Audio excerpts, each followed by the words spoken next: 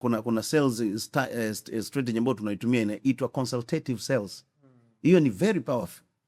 Yani uuzaji ushauri. Yani bidhaa yako unaielewa kiasi kwamba wewe unaweza kumshauri mteja kulingana na mahitaji yake. Sasa kama sio consultative sale na bidhaa na wewe unajali hela, mteja anaweza kana anahitaji bidhaa nyingine ambayo ndio ingemsaidia, unambambikiza bidhaa nyingine ili wewe uuze. Usijue kwamba kuna vitu vinaitwa post sale retention. Je, huyu mteja atarudi?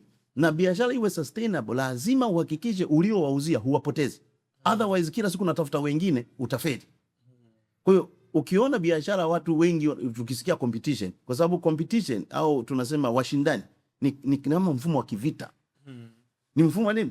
Wa kivita. Lazima msome adui yako.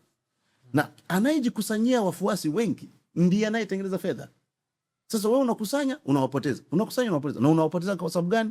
Tamaa ya kutaka pesa kabla kujali thamani ya watu unaowauzia bidhaa. Na haya ndio ambayo nawafundisha wajasiriamali kila siku.